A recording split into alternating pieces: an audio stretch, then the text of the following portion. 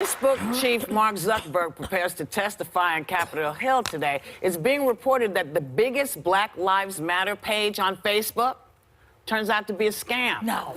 Tied to a middle-aged white Australian guy.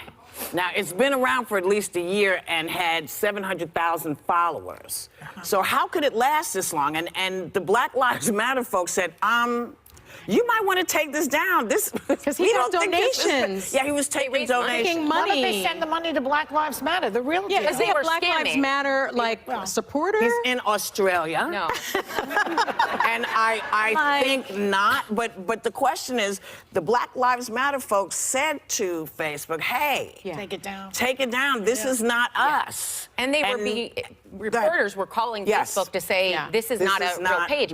I can forgive if the law doesn't catch up with our technical advances because they grow so fast. But what I can't get behind is this idea that a lot of these things, from Cambridge Analytics with Facebook to this fake page where it's been reported over and over, when Facebook comes out so late and says, now that everyone knows and we're about to be kind of exposed, now we're going to say we're sorry. That bothers me because they often have sat on these things and not changed it. But that's a trend. People don't admit anything until they're caught. Not people with integrity. Well, yeah, in search of an honest man. And Zuckerberg is testifying today, right? And it's the first who time knows I've what seen he's him out of the sweatshirt. Who knows? Yeah, who knows what he's going to say? Like yesterday when they false tweeted me. Yeah. You know, it's like they should call it fake book from now on until Zuckerberg fixes it. That was fake Twitter. And Twitter. Twitter's even worse, I think. But he says that he admits that the privacy issues and fake news problems, he says they're on me. He says they're on him. And he's sorry about it, but who decides? Who's going to decide what is fake news on social media? Maybe the consumer, because 67% of Americans get their news from Facebook. I just found that out, and that was so shocking. But he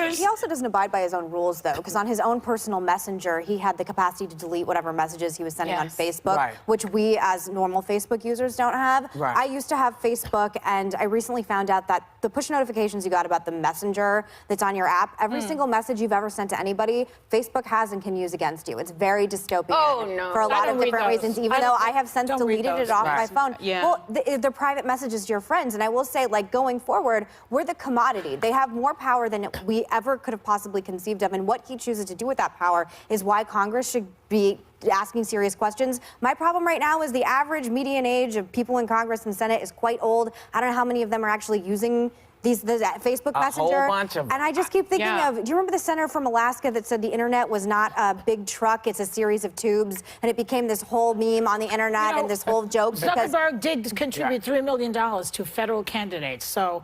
Facebook did? Yeah. Let's see how and it skews older. Objective they all are when they deal with him. Facebook skews older, though, and so I think a lot of older people are using it, and I think what happened with this election, and we now know that all these bots were using information through Cambridge Analytica to sway certain views. Maybe Zuckerberg has to do something. Maybe he's a bot. Has to do something. Well, I think it's too late. I think it's too late. The thing is, stop putting all your information out. But stop telling everybody everything. That's right. Okay. Go ahead. As a child of the internet, because Facebook came around when I was in college, it's just part of life. Like having a social media, it's like, especially when you're working in social media is fine. But I don't need to know that you're putting injections in your behind. I don't need to know. I didn't do that. I didn't do that. But I should never have told you that. Well, especially since it hasn't helped. But that's neither here nor there. But the thing is, you put all your information out. You put all of your personal information. In the old days, I said this on the show a long time ago. In the old days, I used to have to climb in a window, break the glass, go into the room, figure out which one has your information, open the drawer, find the information I want, take it out, go back out there. It used to take a very long time to screw people over. But that's what's happening. But that's exactly what's happening to Michael Cohen right now. But the idea that you